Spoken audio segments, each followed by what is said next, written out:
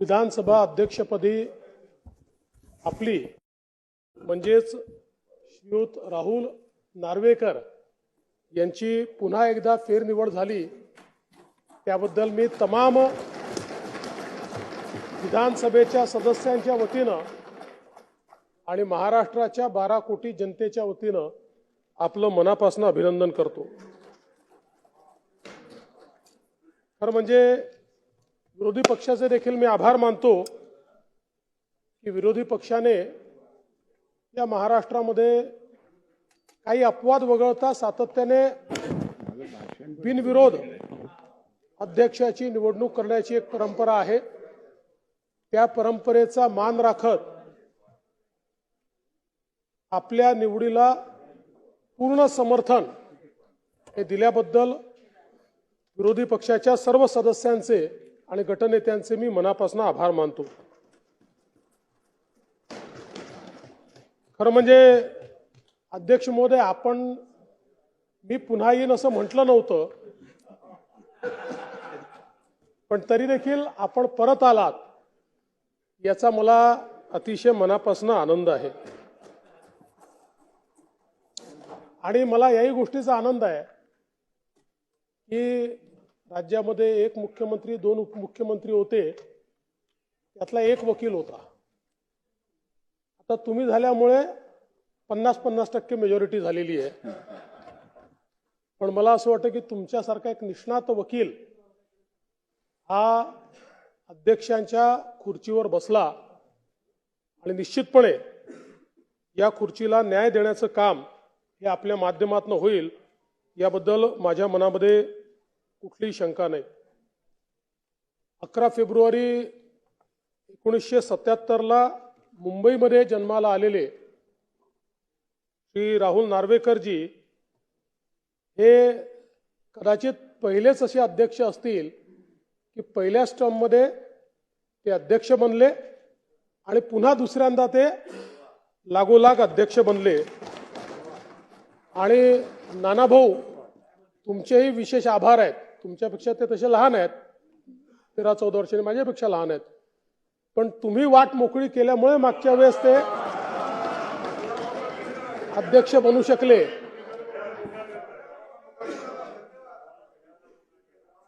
अर्थात त्याच्या आधी त्यांना विधान परिषदेमध्ये काम करण्याची संधी देखील मिळाली आणि विधान परिषदेचे सदस्य म्हणून देखील आपल्या कामाची चुणूक त्यांनी दाखवली होती।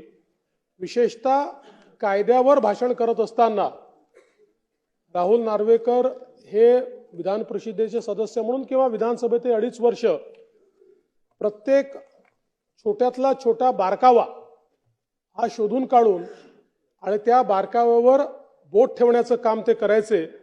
आणि म्हणूनच मला असं वाटतं की कायदे मंडळाचा एक प्रकारे जो अध्यक्ष आहे त्यांना कायद्याचे बारकावे माहिती असणं ही खरोखर एक अत्यंत महत्त्वाची गोष्ट आहे। खरं म्हणजे गेले 5 वर्ष महाराष्ट्राच्या राजकारणातला एक संक्रमण काळ होता आणि या संक्रमण काळामध्ये घडलेल्या घडामोडींमुळे पहिल्यांदा विधानसभेच्या अध्यक्षांकडे सर्व प्रेस मीडियाचं, सर्व महाराष्ट्रातल्या जनतेचं हे सातत्याने लक्ष असायचं आणि कदाचित महाराष्ट्राच्या इतिहासामध्ये सर्वाधिक चर्चेमध्ये राहिलेले अध्यक्ष देखील गेल्या 2.5 वर्षामध्ये हे राहुल नार्वेकरजीच होते। मला असं वाटतं की त्यांच्या रूपानं एक न्यायप्रिय, अभ्यासू आणि संयमी व्यक्तिमत्व आज विधानसभेच्या अध्यक्षपदावर निवडलं गेलं आहे, ही खरोखर आपल्या करता अत्यंत आनंदाची गोष्ट आहे। मुंबई आणि कोकणामध्ये अनेक दिग्गज राजकीय नेत्यांनी जन्म घेतला। या महाराष्ट्राच्या जडणघडणीमध्ये एक मोठा सहभाग देखील त्यांचा राहिला। आज त्याच मांदियाळीमध्ये आपलं देखील नाव या ठिकाणी जुळतंय, ही खरोखर अतिशय चांगली बाब आहे। 5 वर्षामध्ये अध्यक्ष महोदय आपल्याला निश्चितपणे गेल्या 2.5 वर्षात एक मोठी कसरत करावी लागली। एका आगीतनं देखील एक प्रकारे आपल्याला अग्निपरीक्षा त्या ठिकाणी द्यावी लागली. आपल्या संपूर्ण ज्ञानाचा कस हा त्या ठिकाणी लागला. पण मी असं म्हणेन की कोकणचा सुपुत्र हा 100% सोन्यासारखा आहे असं त्या आगीतनं बाहेर निघाल्यानंतर आपल्याला या ठिकाणी म्हणता येईल. आणि नाही, त्यांना जसा वारसा आई वडिलांकडनं मिळाला असेल थोडा सासऱ्यांकडनं नक्कीच मिळाला असणार आहे, त्यात काही प्रश्नच नाही आहे. पण मला असं वाटतं की एक अतिशय चांगल्या अशा प्रकारचं कार्य त्यांनी केलं. खरं तर पुन्हा अध्यक्ष होण्याचा मान हा आजवर 4च लोकांना मिळाला आहे, ज्याच्यामध्ये कुंदनमल फिरोदिया आहेत, सयाजी सिलम आहेत, बाळासाहेब भारदे आहेत आणि त्यानंतर राहुल नार्वेकरजी आहेत. अर्थात कुंदनलाल फिरोदियाजी आणि सयाजी सिलमजी हे मुंबई राज्याचे अध्यक्ष होते. सयाजी सिलम नंतर दुसऱ्यांदा जेव्हा झाले तेव्हा महाराष्ट्र राज्याचे झाले. पण बाळासाहेब भारदे यांनी, मला असं वाटतं की या महाराष्ट्रामध्ये अध्यक्षांकरता केवळ महाराष्ट्रातच नाही तर देशामध्ये एखाद्या विधानसभेच्या अध्यक्षाने कसं काम करावं, एखाद्या लोकप्रतिनिधी कसं काम करावं याचं वास्तुपाठ आपल्या सगळ्यांना या ठिकाणी दिला. आणि म्हणून खरं म्हणजे हा देखील एक आपला रेकॉर्ड आहे. आपण अतिशय युवा वयामध्ये त्या ठिकाणी अध्यक्ष झालात आणि महाराष्ट्रामध्ये लागोपाठ दुसऱ्यांदा अध्यक्ष होणारे बाळासाहेब भारदेंनंतर आपण आहात, हा देखील आपला बहुमान आहे. हे मला असं वाटतं महत्वाचं आहे. माननीय अध्यक्षांचं गुणविशेष हे आहे की त्यांना कायद्याचं अतिशय उत्तम ज्ञान आहे. सभागृहाचं कामकाज हे नियम, प्रथा आणि परंपरांनी चालतं आणि विशेषतः अनेक वेळा पेच प्रसंग येतात. सभागृहात खाली बसलेले जे सदस्य आहेत त्यांचा देखील कायद्याचा अभ्यास असतो, नियमांचा अभ्यास असतो आणि विशेषतः विरोधी पक्षात असताना कायद्याच्या पेचात अध्यक्षांना अडकवायचं हे देखील एक महत्त्वाचं असतं. अध्यक्षांना अर्थात सरकारला अडकवायचं असतं, अध्यक्षांना अडकवायचं नसतं. पण अशा सगळ्या परिस्थितीमध्ये मला असं वाटतं की त्यातनं नीट मार्ग काढून न्याय झाला आहे अशा प्रकारची भावना तयार करण्यात एक चांगलं काम आपण केलं. विद्वत्ता, वक्तृत्व, अभ्यासवृत्ती आणि कोणतीही परिस्थिती खुबीने हाताळायची अशा प्रकारची हातोटी या गुणांच्या जोरावर मागील 2.5 वर्षामध्ये अध्यक्षांनी एक आपली वेगळी अशा प्रकारची कारकीर्द आणि प्रतिमा तयार केली. आणि सगळ्यात महत्त्वाचं, या सभागृहात बऱ्याच दालनांचा चेहरा त्यांनी बदलून दाखवला.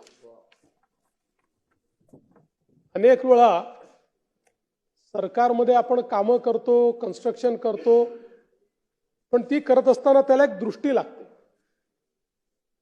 पैसा खर्च करून अनेक वेळा उत्तम काम होत नाही. पण ज्या प्रकारे या सभागृहाचा चेहरा अध्यक्षांनी बदलला, मला असं वाटतं की एक प्रकारे आमचं 40 वर्ष जुनं, 50 वर्ष जुनं हे सभागृह, त्यातल्या ज्या ज्या भागामध्ये त्यांची दृष्टी गेली तो भाग नवीन वाटायला लागला. त्यामुळे त्यांचा जो एस्थेटिक सेन्स आहे तो देखील मला असं वाटतं अत्यंत चांगला आहे. या सभागृहामध्ये लागलेले हे कम्प्युटर असतील, ही नवीन व्यवस्था असेल, ती देखील त्यांनी लावली. आणि सगळ्यात महत्त्वाचं की अध्यक्षाचं दालन जे असतं हे सभागृहातल्या सर्व पक्षांकरता हक्काचं दालन असतं. सभागृहात किती भांडण झालं, किती वाद झाले, विवाद झाले, तरी हक्काने अध्यक्षांकडे जाता येतं आणि अध्यक्षांकडेच अशा प्रकारचे जे काही वादविवाद असतात ते सुटत असतात. मला असं वाटतं की सभागृहातल्या सगळ्या सदस्यांकरता राहुल नार्वेकरजी अध्यक्ष महोदय यांचं दालन हे निश्चितपणे एक असं स्थान होतं की त्या ठिकाणी सर्व पक्षाचे सर्व सदस्य सातत्याने जायचे आणि किती गरम चर्चा झाली तरी त्यांच्याकडची गरम कॉफी प्यायल्यानंतर, आणि ते मी सांगत नाही केक वगैरे वजन वाढतं त्यांनी, पण अशा प्रकारचे वाद हे संपलेले आपण बघितले. एक अध्यक्षांची दुसरी हातोटी अशी आहे की ते दोन्हीकडचा आवाज ऐकतात, डावीकडचाही ऐकतात आणि उजवीकडचाही ऐकतात, आणि डावीकडचा देखील चांगल्या प्रकारे ऐकतात. त्यामुळे मला असं वाटतं की याही वेळी अध्यक्षांवरती जबाबदारी आहे. डावीकडचा आवाज हा जास्त सूक्ष्मतेने आपल्याला ऐकावा लागणार आहे. पण मला असं वाटतं की लोकशाहीमध्ये एक चांगला विरोधी पक्ष असणं हे देखील सुदृढ लोकशाहीचं लक्षण आहे. त्यामुळे मी यापूर्वी देखील बोललो की सरकार म्हणून आम्ही विरोधी पक्षाचं आकलन किंवा मूल्यमापन हे संख्येने करणार नाही, तर महाराष्ट्राच्या हिताकरता ज्या ज्या गोष्टी विरोधी पक्ष मांडेल त्या स्वीकारण्याची या ठिकाणी हमी देखील आम्ही घेतलेली आहे. आणि मला असं वाटतं की तो आवाज योग्य प्रकारे सरकारपर्यंत पोहोचवण्याचं काम हे आपल्या माध्यमातून होईल. आणि हाच विश्वास असल्यामुळे मला असं वाटतं की विरोधी पक्षाने देखील एकमताने हा निर्णय या ठिकाणी केलाय. खरं म्हणजे हा देखील एक विक्रम आहे की ज्या कुलाबा मतदारसंघामध्ये आमची विधानसभा येते त्या कुलाबा मतदारसंघाचे प्रतिनिधीच आपण आहात. त्यामुळे आपल्यावर दुहेरी जबाबदारी आहे. अध्यक्ष म्हणून तर आपण या संपूर्ण जागेचे अधिकारी आहातच, पण आम्ही सगळे आपल्याच मतदारसंघात असल्यामुळे आमच्याकडे विशेष लक्ष देण्याची जबाबदारी देखील अध्यक्ष महोदय ही निश्चितपणे आपली आहे. खरं तर अनेक दिग्गजांनी हे पद या ठिकाणी भूषवलेलं आहे. मग गणेश माळवणकर असतील, कुंदनलाल फिरोदिया असतील, यांच्यापासनं तर बाळासाहेब भारदे, शेषराव वानखेडे, बाळासाहेब देसाई, दत्ताजी नलावडे, अरुण गुजरातीजी, दिलीप वळसे पाटीलजी, हरिभाऊ नाना बागडेजी, आमचे नाना पटोलेजी, अशा अनेक दिग्गजांनी काही नाव आमच्या याच्यात काही दुमत नाही. नाना माझे मित्रच आहे. आम्ही राजकीय विरोधक आहोत, बाकी आमची मैत्रीच आहे. बाबासाहेब कुपेकर अशा अनेक दिग्गजांनी या ठिकाणी काम सांभाळलेलं आहे आणि या सभागृहाला सातत्याने समृद्ध केलंय. मला असं वाटतं की अध्यक्ष महोदय, महाराष्ट्राचं जे विधानमंडळ आहे देशातल्या विधानमंडळामध्ये त्याचं स्थान अतिशय वर आहे. या विधानमंडळात चर्चा होते, या विधानमंडळामध्ये चांगल्या प्रकारे कायद्यांवर डिबेट होतं. आज अनेक विधानमंडळातल्या आमदारांची आम्ही भेटतो किंवा मंत्र्यांची भेटतो, त्यावेळेस त्या ठिकाणी ते सांगतात की आमचं अधिवेशन 1.5 दिवसाचं होतं, आमचं अधिवेशन 3 दिवसाचं होतं, आमचं अधिवेशन 2 दिवसाचं होतं. पण महाराष्ट्रात मात्र नीट अधिवेशन घेऊन चर्चा करून त्या ठिकाणी विषयांवर आपण निर्णय करतो. आणि मला असं वाटतं की ही परंपरा आपल्याला निश्चितपणे पुढे न्यायची आहे.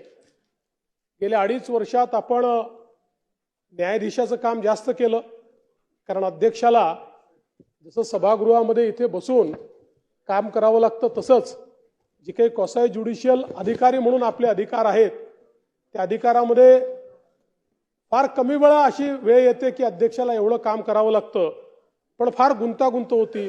6 पक्ष, मग कोणता महत्वाचा पक्ष, कोणता खरा पक्ष, कोण खरा प्रतोद, कोण त्याचा प्रमुख, कोण कोणत्या पक्षात, खूप कन्फ्युजन होतं जयंतराव. कोण कुठे समजायचंच नाही. पण अध्यक्षांनी नेटाने सगळ्यांचं म्हणणं ऐकून घेतलं. बरं, काय जबरदस्त कायदे तज्ञ या ठिकाणी यायचे.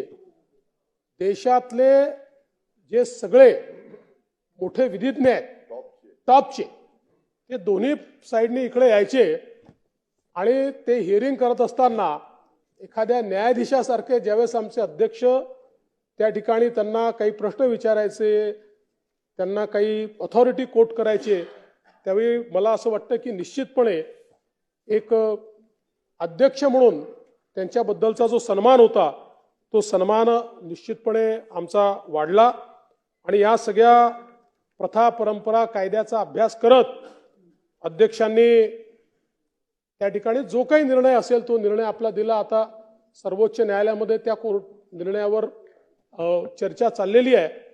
पण मला असं वाटतं की हे सगळं करत असताना त्यांना अनेक अडचणींचा सामना देखील करावा लागला.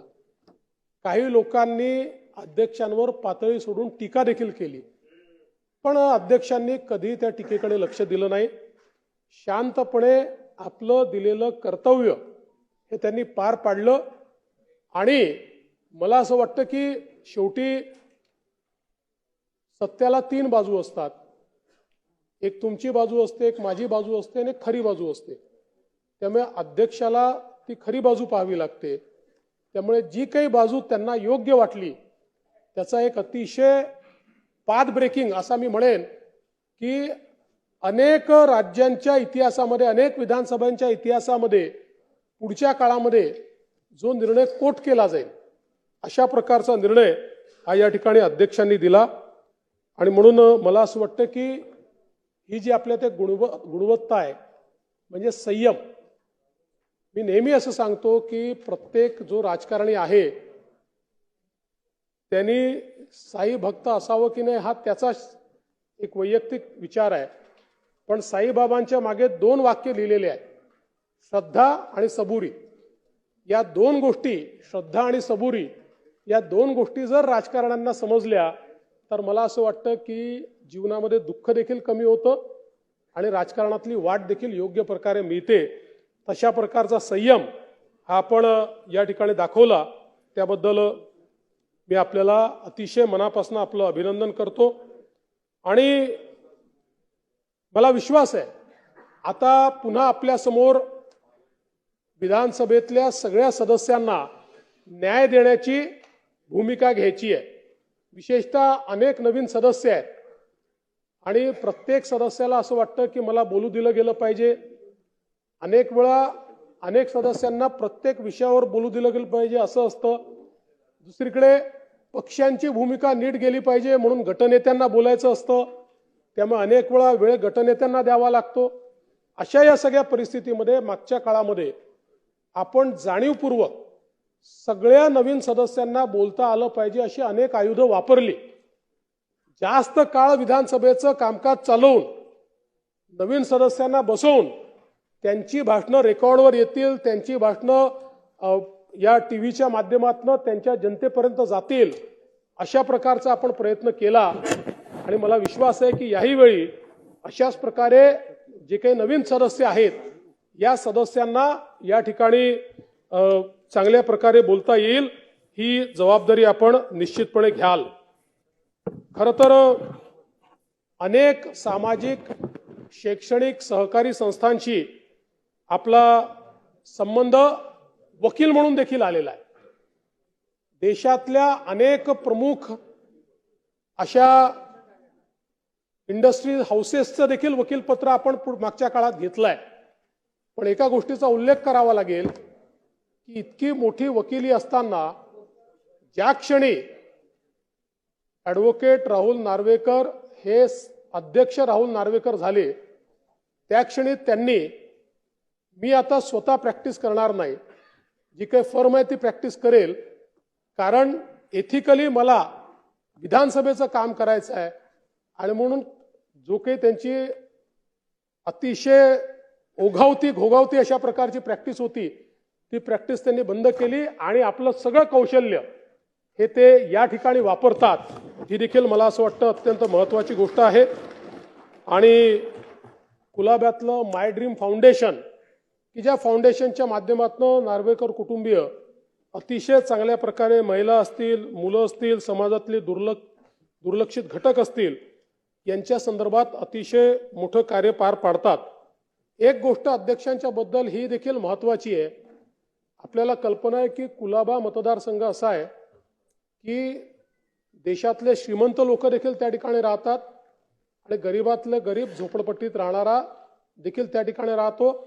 आमचा जो काही यातला मूळ निवासी आहे मासेमारी करणारा तोही त्या ठिकाणी राहतो।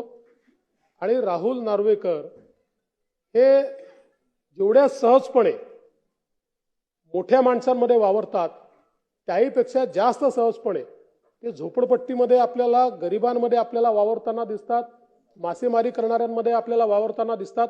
आणि म्हणूनच आपण बघितलं की अतिशय चांगल्या मताने मला असं वाटतं की एकूण मतदानाच्या 72% मतं ही अध्यक्षांना त्या ठिकाणी मिळालेली आहेत।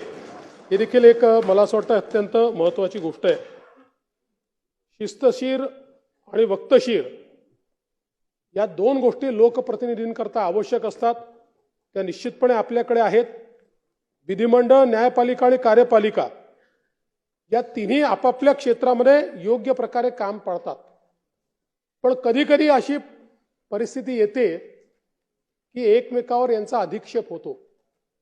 या अधिक्षेपाच्या वेळी संविधानाची जी काही मूळ तत्व आहेत ती तत्व राखत, परंतु विधानमंडळाचे जे अधिकार आहेत ते अधिकार ठामपणे मांडावे लागतात। आणि त्याच वेळी अध्यक्षांची खरी कसोटी असते, कारण शेवटी जरी या 3 आपल्या संस्था असल्या तरी संस्था चालवणारे हे व्यक्ती आहेत। त्यामुळे अनेक वेळा व्यक्ती अशा प्रकारचा अधिक्षेप करतात, पण अशा वेळी ठामपणे आमच्या विधिपालिकेची जी काही बाजू आहे ती बाजू मांडण्याचं काम या सभागृहाला करावं लागतं, ते आपल्याला करावं लागतं। आणि मला विश्वास आहे की अशा प्रकारच्या परिस्थितीमध्ये यापूर्वी देखील या सभागृहामध्ये अनेक वेळा अतिशय ठामपणे ज्यावेळी असं वाटलं की माननीय न्यायपालिका हा विधानमंडळाच्या अधिकारावर अधिक्षेप करते त्यावेळी ठामपणे भूमिका या सभागृहाने घेतली। मात्र हे करत असताना संविधानाने न्यायपालिकेला जे अधिकार दिलेले आहेत त्याचा कधीच अधिक्षेप या सभागृहाने केला नाही, हे देखील मला असं वाटतं अत्यंत महत्त्वाचं आहे। त्यामुळे सत्तेचं विकेंद्रीकरण करणं असेल किंवा वेगवेगळ्या प्रकारे आपापल्या कार्यक्षेत्रात उत्तम काम करणं असेल, या सगळ्या गोष्टीचं संतुलन हे आपण निश्चितपणे या ठिकाणी ठेवलेलं आहे। खरं तर मला असं वाटतं की योग्य वर्तन आणि शिस्त हा लोकशाहीचा आत्मा आहे। मतमतांतर, संवाद, चर्चा या सगळ्या गोष्टीतनं लोकशाही ही नेहमी सुदृढ होत असते। त्यामुळे सभागृहामध्ये जेवढी अधिक चर्चा होईल, मला या सभागृहाचं याकरता अतिशय महत्त्व वाटतं की सभागृहातले जे सदस्य आहेत आणि सभागृहातली जी कार्यपद्धती आहे, या कार्यपद्धतीमध्ये अगदी गडचिरोलीच्या शेवटच्या टोकावर किंवा नंदुरबारच्या शेवटच्या टोकावर टाचणी देखील पडली तरी त्याचा आवाज या सभागृहापर्यंत पोहोचतो आणि त्या माध्यमातून महाराष्ट्रातल्या जनतेला न्याय देण्याचं काम हे सभागृह करतं। आणि म्हणून मला हा विश्वास आहे की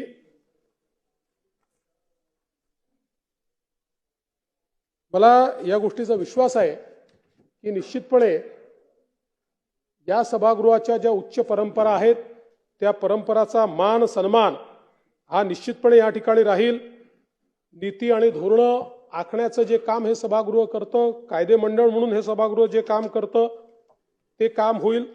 आणि याहीपेक्षा महत्त्वाचं मला असं वाटतं की महाराष्ट्रामध्ये जी काही कारणं असतील, मी कोणाला दोष देत नाही, पण गेल्या 5 वर्षामध्ये संवादाचा थोडा अभाव झालेला आहे। कुठेतरी पॉलिटिकल डायलॉग, राजकीय संवाद, हा राजकीय संवाद कमी झालेला आहे, तो संपला असं मी म्हणत नाही। महाराष्ट्राच्या राजकारणाचं मला एका गोष्टीकरता नेहमी अप्रूप वाटतं की अनेक वेळा आपण दक्षिणेच्या राज्यांमध्ये बघितलेलं आहे की ज्याला हिंदीत खून के पैसे म्हणतात असे राजकारणी आपण बघितलेले आहेत। महाराष्ट्रात ते कधीच झालं नाही, पण तरी देखील जेवढा सहज संवाद हा आपण महाराष्ट्राच्या राजकारणामध्ये यापूर्वी पाहत होतो तो थोडा कमी झालेला मला वाटतो। त्याची जी काही कारणं असतील, पण आता येत्या काळामध्ये हा संवाद वाढला पाहिजे, हा प्रयत्न आम्ही देखील करू आणि आपल्याला देखील त्याच्यामध्ये एक अत्यंत महत्त्वाची भूमिका या ठिकाणी मांडावी लागेल। खरं तर महाराष्ट्रामध्ये आपण जो निकाल दिला, जी काही या ठिकाणी डिफेक्शन आणि बाकी गोष्टी होत्या, त्यानंतर जी काही देशातल्या सगळ्या प्रिसाइडिंग ऑफिसर्सची कॉन्फरन्स आली, त्या कॉन्फरन्समध्ये अँटी डिफेक्शनच्या संदर्भातल्या कायद्यांमध्ये अधिक स्पष्टता आली पाहिजे म्हणून देशभरातल्या प्रिसाइडिंग ऑफिसर्सनी एक समिती तयार केली आणि त्या समितीचा अध्यक्ष म्हणून देखील आपल्याला नेमलं। ही देखील एक मला असं वाटतं अत्यंत महत्त्वाची गोष्ट आहे आणि याची घोषणा देशाच्या लोकसभेचे अध्यक्ष माननीय ओम बिर्ला साहेबांनी केली। ही देखील एक महत्त्वाची गोष्ट आहे। या निमित्ताने अध्यक्ष महोदय, एक मागणी देखील आपल्याकडे करू इच्छितो। खरं म्हणजे माझी मागणी काही फार पॉप्युलर मागणी नाही आहे, पण मला असं वाटतं की या कायदे मंडळामध्ये आपल्याला योग्य प्रकारे काम करायचं असेल तर काही शिस्त पाळली गेली पाहिजे। आणि गेल्या काही वर्षांमध्ये आपण या कायदे मंडळामध्ये अशी अवस्था असते की लॉबीमध्ये चालायला देखील जागा नसते, उभं राहायला जागा नसते। वर्षानुवर्ष, आता मलाही 25 वर्ष झाली, दादांना मला वाटते 30 वर्ष झाली असतील, कोणी 35 वर्षाचे इथे आहेत, पण इतक्या वर्षामध्ये अशी अवस्था या विधिमंडळात नव्हती। शेवटी विधिमंडळामध्ये आमदारांनी लोकांना आणावं वगैरे आपण नेहमी पाहतो लोकांना, पण अलीकडच्या काळात एक एक आमदार 25-25 लोक घेऊन येतोय। इथे सगळ्या प्रकारचे डेलिगेशन्स येत आहेत। मग इथे क्वालिटी काम होणार कसं? या विधिमंडळामध्ये जे काम आहे, ज्या चर्चा आहेत, त्या अभ्यासू झाल्या पाहिजे, तिथे क्वालिटी काम झालं पाहिजे। मंत्र्यांकडनं अपेक्षा आहे की त्यांनी चांगलं उत्तर दिलं पाहिजे, पण मंत्र्यांच्या चेंबरमध्ये शिरायला देखील जागा नाही, अशा प्रकारची अवस्था आहे। मला असं वाटतं की कुठेतरी जरी आमदारांना कदाचित त्याचं वाईट वाटलं तरी देखील वर्षानुवर्ष या विधिमंडळाने जी प्रथा परंपरा ठेवलेली आहे की इथे नीट काम झालं पाहिजे, इथे म्हणजे शब्द मी चुकीचा वापरतोय, मला माफ करा, मला शब्द दुसरा आठवत नाही, पण बाजारासारखं वातावरण हे विधानमंडळात असू नये, या दृष्टीने आपण जरूर त्या ठिकाणी लक्ष द्याल ही मला अपेक्षा आहे। मी पुन्हा एकदा आपल्यासारखा न्यायबुद्धीने या ठिकाणी काम करणारा अध्यक्ष या सभागृहाला लाभला, त्याबद्दल आपले मनापासून आभार मानतो, आपलं अभिनंदन करतो आणि आपल्या माध्यमातून महाराष्ट्राच्या 12 कोटी जनतेला न्याय मिळेल आणि या विधानमंडळाची, या विधानसभेची उंची आपण सातत्याने वाढवाल, अशा प्रकारची अपेक्षा व्यक्त करून मी माझं बोलणं संपवतो। जय हिंद, जय महाराष्ट्र।